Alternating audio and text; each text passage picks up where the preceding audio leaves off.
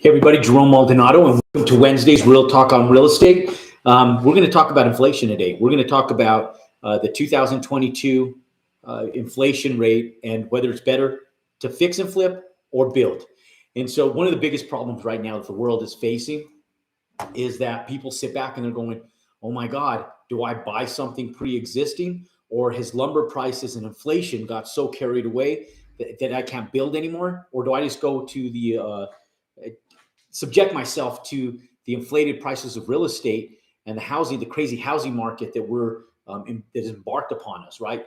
And so if you're sitting back and you're watching this video and you're saying, Jerome, I just want to know, are materials exponentially expensive and should I not be building?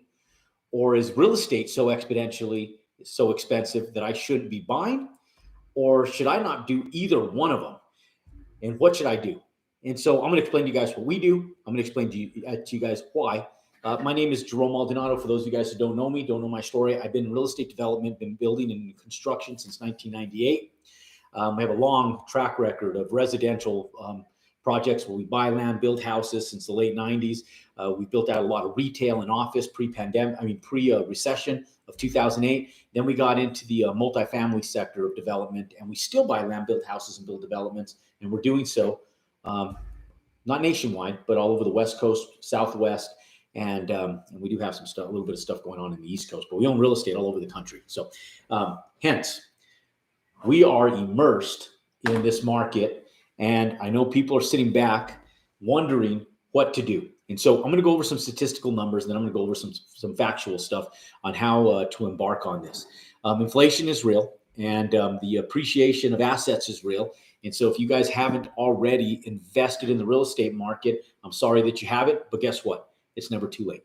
The best thing is to know is how to buy, and wisdom and education is priceless. And so knowing and understanding how to be able to buy and whether to buy and what to buy, if it is a time to buy, are super, super important.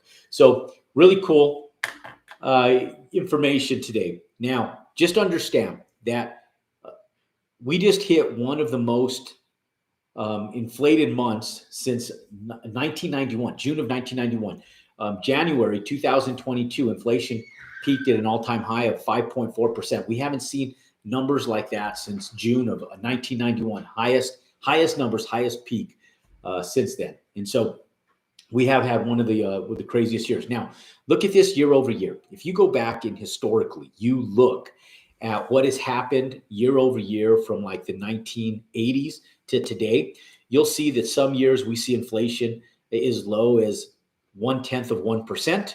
And you'll see years that we've had inflation as high as, 5.5% or higher, slightly higher. But on average, it goes somewhere between 1% and 2%. So healthy growth nationwide. Inflation will grow with economic growth and with the world at a pace of about 1.5% to 2% annually. And so if you look historically, you're going to see, if you take a cumulative growth pattern, 2% is going to be a pretty realistic number. Now, we take a look from post-pandemic, from the time that COVID was released, and in 2019, March of 2019 being a normal year, we saw about 1.8% of inflation that entire year. 2000, higher than normal, 3.4%. And then 2021, it increased by 7%. You take all those numbers, we've seen inflation increase of 12.2%. So big growth in the last 3 years in regards to inflation, right? Big inflation growth.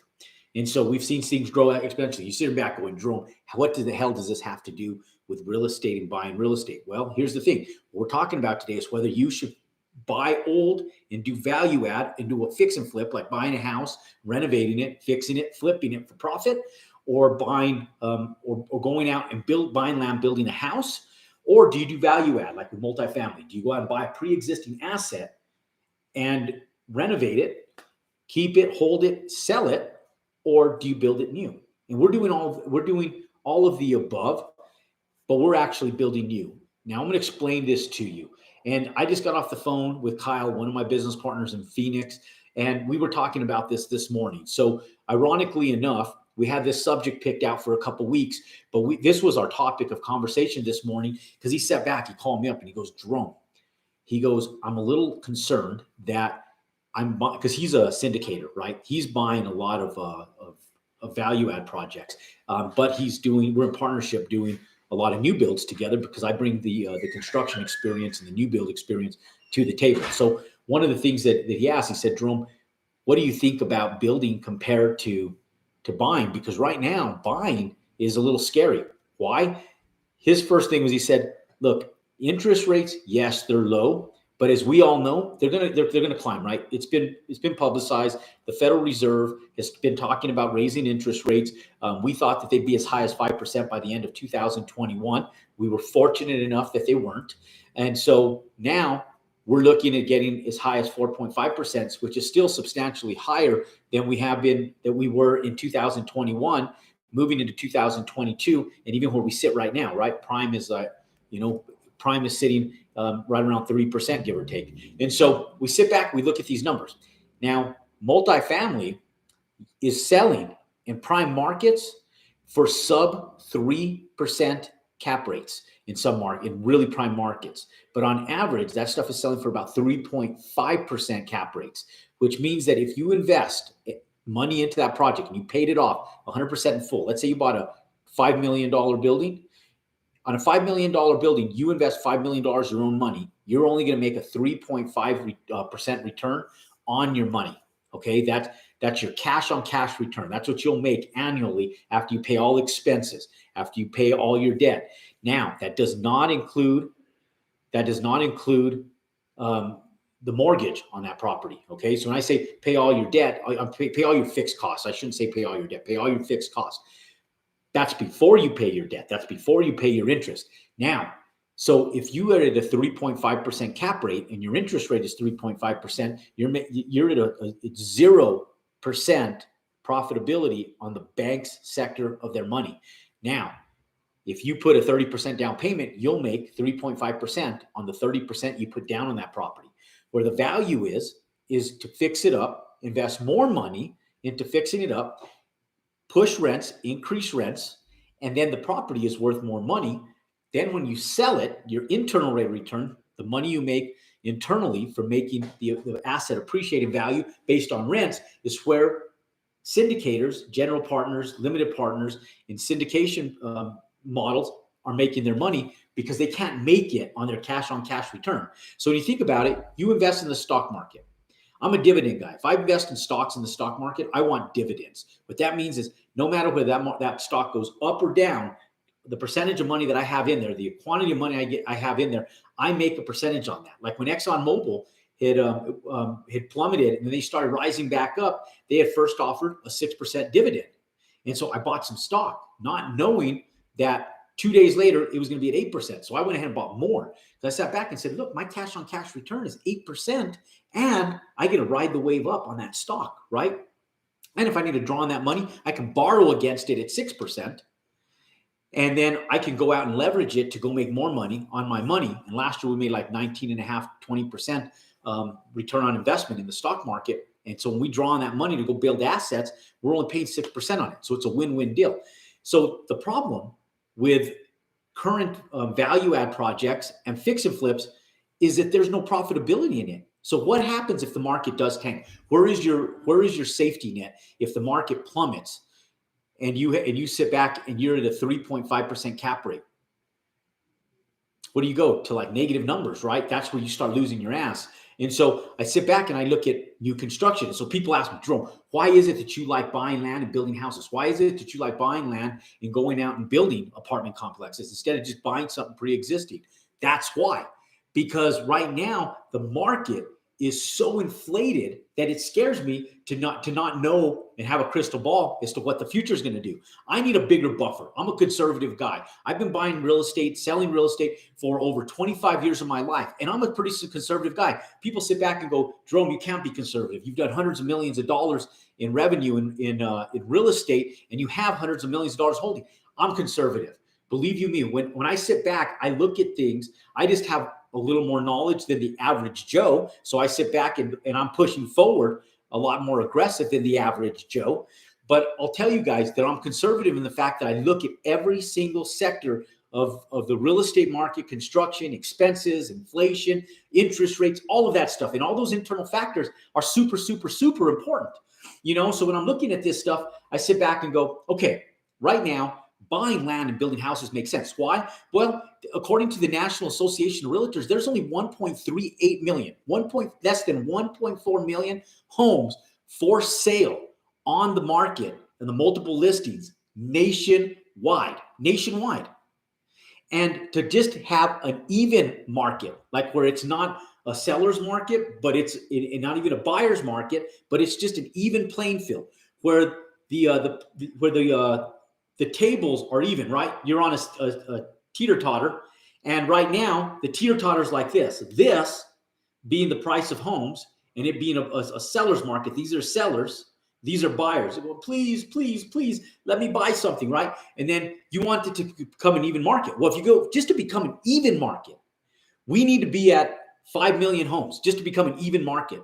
For it not to be a buyer's market or seller's market, just to be an even market sector, we need to be at 5 million homes on the multiple listings. Now, once we go over 5 million, it becomes a buyer's market. That's where the buyers sit back and go, damn, let's take advantage of these prices. It's in our favor. Let's make lowball offers. Let's get in this market and let's take advantage of the excess inventory. So those of you guys who believe that the market's going to crash and that all of a sudden it's going to go into the buyer's favor, we have a lot of work to do, because to take it from 1.4 million homes on the market currently to 5 million homes is going to take some work.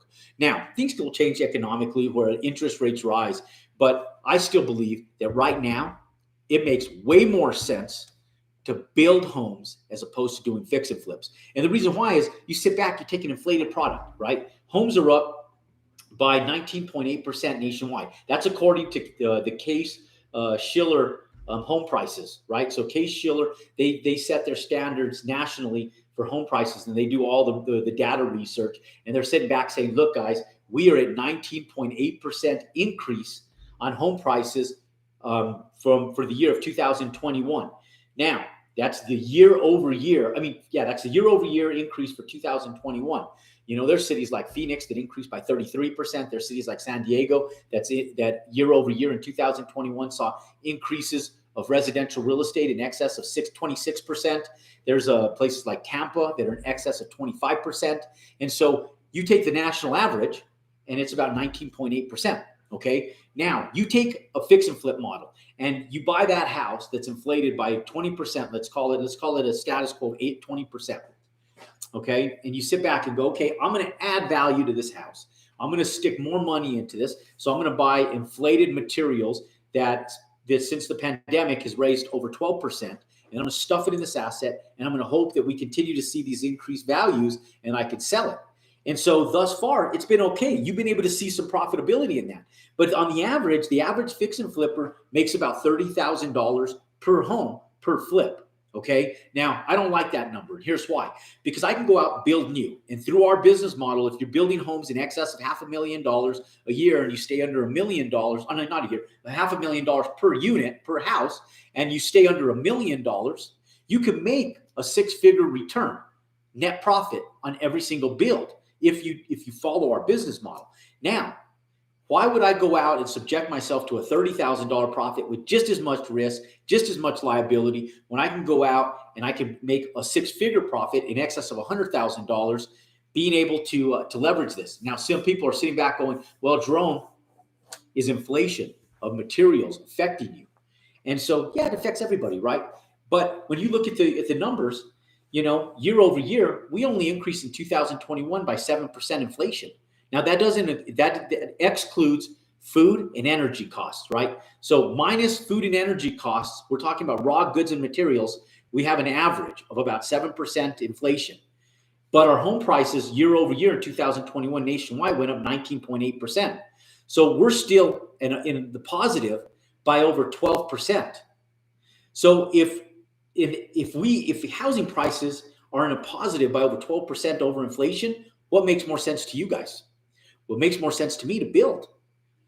Okay, because I have less risk and less liability building new than going out and taking a pre-existing inflated house that I'm going to pay at least 20% more than I normally would a year ago, put more money, put another 12% on top, or I'm sorry, another 7% of inflated materials on top of that, and then go out and hope that we see numbers as high as 19% again in 2022. Now, with inflation, the common sense rule would be that housing would also continue to rise, right? Because the big builders, the publicly traded companies, all the big guys out there that are publicly traded like DR Horton's, KB Homes, LGI Homes, all the big builders, they sit back and they go, look, we're not going to bear the cost of materials and the increased premiums of an additional 7%. You, the consumer, are. So we're just going to pay that for the materials, and we're going to add that to the price of our homes. So the national average for the single family homes in 2021 is now nationwide. The average single family home costs an American family $362,000. $362,000. Now, that is up by 19.8% in 1 year. That's crazy. So where does that stop? Well, I'll tell you that if inflation stops, that housing prices will stop inflating. And so we hope that housing prices continue to rise along with inflation. And that's what's happened, what has happened over the last few years. And that's what we're optimistic is going to continue happening. Now, if it doesn't, and it does drop a little bit, what does that do for us if we're doing a fix and flips and you only have a $30,000 profit? What if it drops, 5%? So we take a house, $362,000. $362,000 times 0.05%. Okay, that's $18,000. So if you do a fix and flip and the market sector drops by 5%, you're going to land up doing a fix and flip that's going to take you at least 5 to 6 months, right? Because you got to buy the house, you got to close on the house. Let's say that you close on that house, it takes you 30 days. You're fast. You close on it in 30 days. Okay, now 30 days, you go in and you do your renovations. Let's say that it takes you 60 days to do all your renovations. If you're fortunate enough to go out and have the ability to have materials right at hand, subcontractors available to just get you in on the schedule, let's call it 60 days for renovation. Okay, so we're now in 90 days. And then you have to list the house, right? So at minimum, it's going to take you 30 days to sell the house. So now you're at 120 days. Now, this isn't a perfect world. How many people live in a perfect world? Okay, live in a pretty damn good world, but I don't know how perfect it is, right? So 120 days in a perfect world with no hiccups. Now, you buy a piece of land, you tie it up, okay? Let's say it takes you 60 days to tie up that land and close on it if you use our business model. Now, 120 days, you're going to make a total of $12,000 if the market drops 5%. Yee, $12,000, right? Go get a job. Hell with the $12,000. I don't want the liability. I don't want the risk. I'm going to go flip burgers at McDonald's. I can make as much money flipping burgers at McDonald's for $12,000 in 4 months, right? I mean, why the hell put yourself out there with that type of risk for a $12,000 profit? That's bullshit. I ain't going to do it, right? Even at a $30,000 profit. In today's world, in 4 months, $30,000, those of you guys making 6 figures, what's the value of your time, right? So I just sit back and go, look, I can go out and even if it takes me 60 days to get designs built, designs put together, get all my permitting stuff put together, my engineering, my surveys, all that stuff so I can go to permits, right? So 60 days later, I go and submit for permits, maybe have 60 days worth of plan review, and I have a total of 120 days before I can even turn dirt. Now, 120 days later, I'm turning dirt. So at the same time you did a fix and flip and made $12,000. And then it takes me 120 more days to build that house, 240 days, okay, plus 30 days to be able to sell the house. So 240, so we're at 270 days, right? 270 days. So 100 days less than an entire year doing one house, okay? Now, if you build under our business model a $600,000 house, buy your land correctly, and understand the process, you can make $150,000 in net profit on that house. Now, $150,000, even if the market compresses and you take a $600,000 house times 0.05, That's a $30,000 depreciation on that asset. $30,000 is less is what that house is worth. How many people, if you're making $150,000 profit, are okay with making $120,000 on that exact same home? If you have to drop the price $30,000, I'm okay with that. Now, how many months will it take you if you did that every 4 months? So we get 270 days divided by 120 days on the fix and flip model. That's 2.25 times over, right? So let's multiply that times your $12,000 profit times $12,000. That's $27,000 in profit doing your fix and flip model. I made 120 in that exact same amount of time. Even with a compressed 5% decrease in the market, what would you rather do?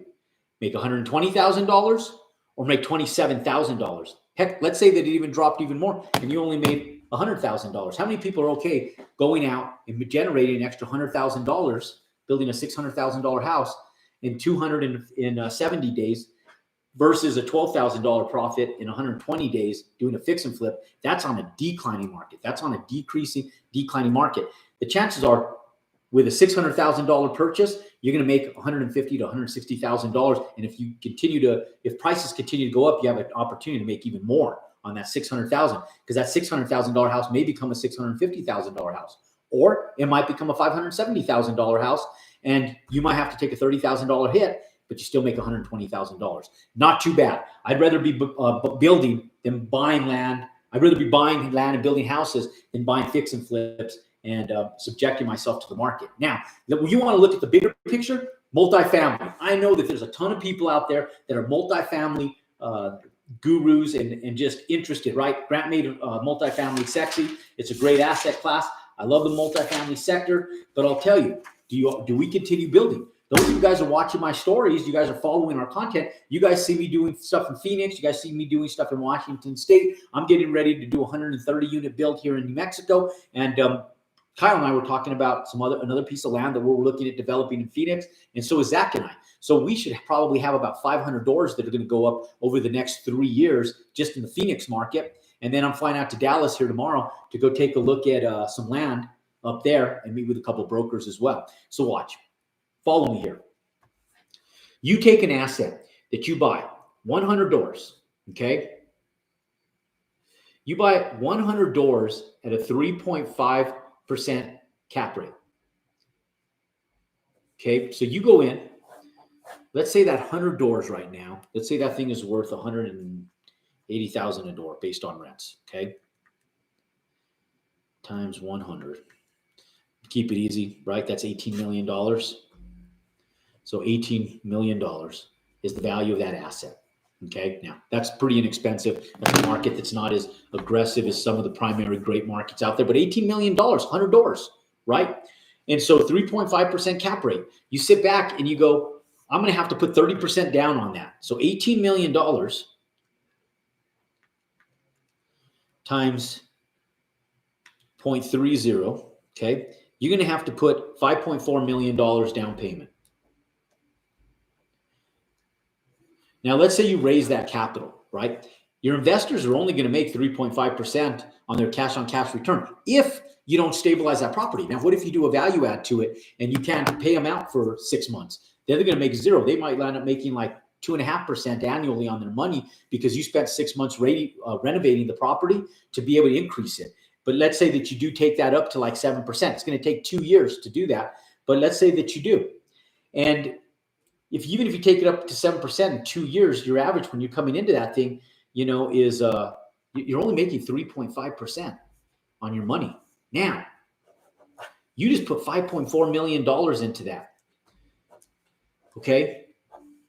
Now you go in, you put 5.4 million, you're making 3.5%. You put 5.4 million into that, and the only way that asset's going to be worth more than $18 million is if you go out and increase rents. That's the only way, because then the value of that property goes up. You need more income. In order for that property to be valued more, you need more income. The more income it produces, the more value it brings. On the appraisal model, based on the income model for appraising processes of real estate, You have to increase revenue to increase the value of that property. You can't just sit back and keep rents the same and revenue the same and go, hey, guess what? My property's just worth more money now because it is. We're in a great market. My property's worth more money. It doesn't work that way. It's all based on returns. It's all based on revenue. It's all based on money. Okay. So in order for that property, when a bank looks at it, an institution looks at it, an appraiser looks at it, a buyer looks at it, you have to have increased revenue to increase your profits.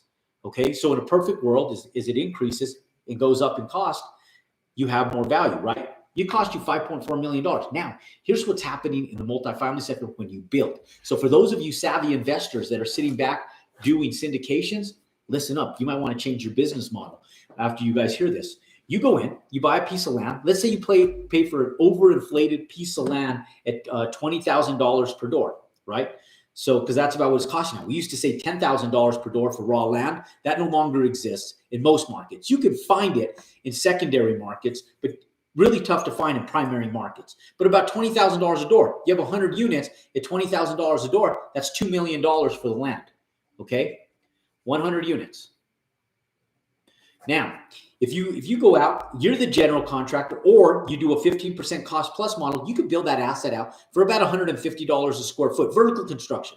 So how do you figure that out, right? 100 units.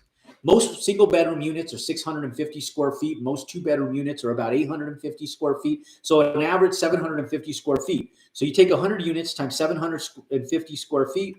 That's 75,000 square feet under roof. Now you probably have a small sales office, you probably have a laundry room, and maybe you have a little gym or something in there. So let's add another 1,000 square feet to that.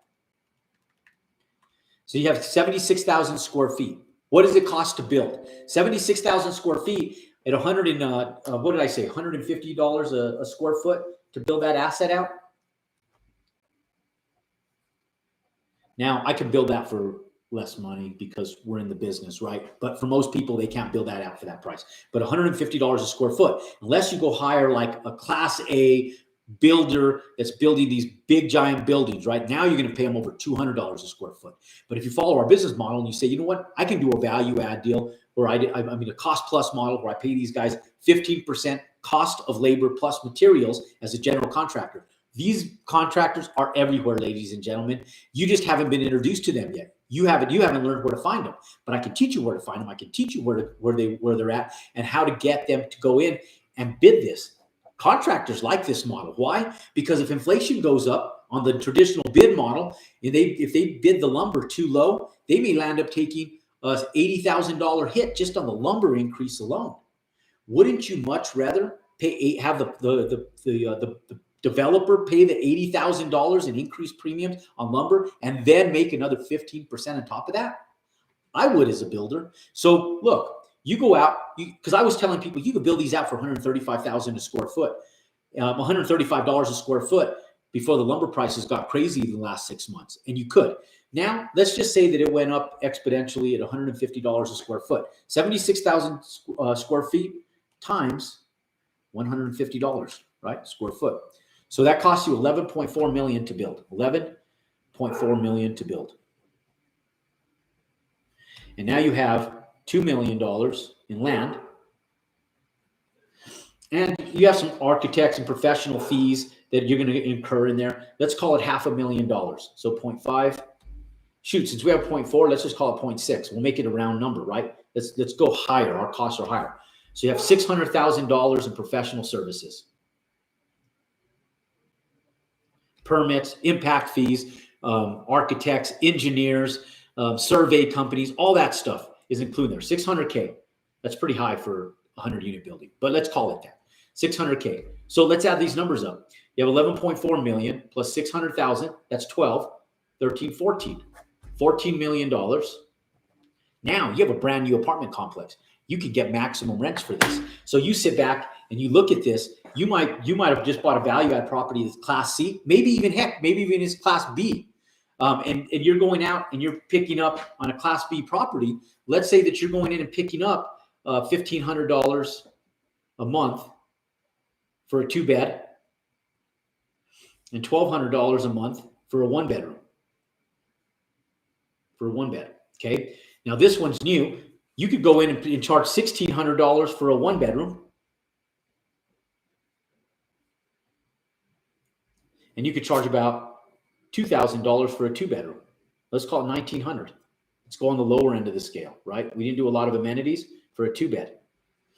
Okay. Now that's a substantial difference in value. So let's just say that these were valued at the same price at 18 million, which they won't be. The other one is worth probably closer to 24 million at that point. But let's just say that it was worth as much as your Class C value add property. And all you had was $4 million in equity. Ladies and gentlemen, you can go in and the cap rate on this right away with that much equity, you're going to be at an 8 cap, if not a 12 cap on the real value based on the increased rents that you're making on the new build. Now, what in your eyes makes more sense to you? Going in and paying $18 million for a Class C value add property that's going to take you 2 years to go out and push rents to a 7 cap? You're picking it up at a 3 cap and it cost you $5.4 million to get into? Or you go in and let's say that same 7%, $14 million, and they go in and they say the cost to build, we're going to give you 75% cost to build. Okay. So on a $14 million project, they're going to give you 75%. So 14 million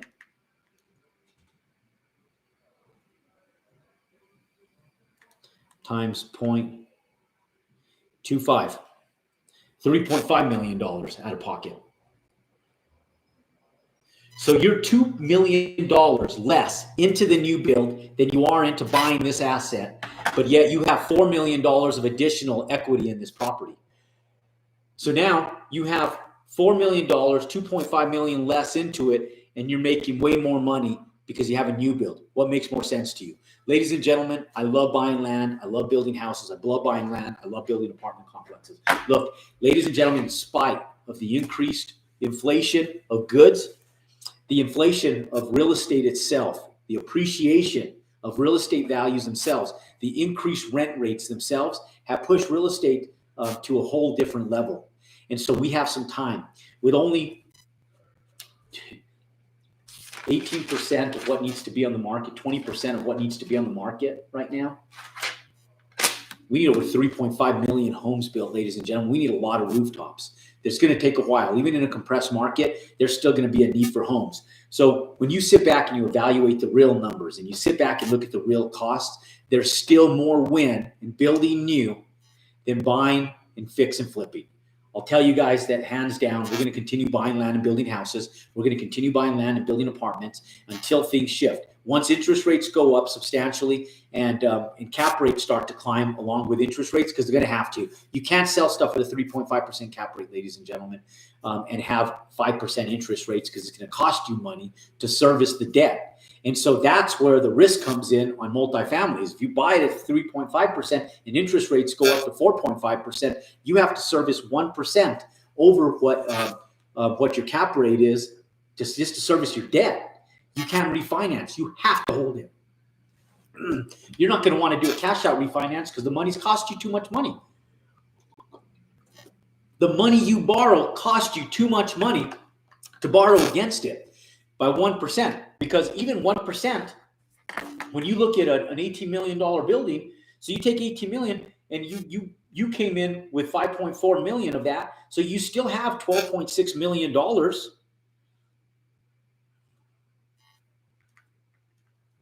times 0.01%.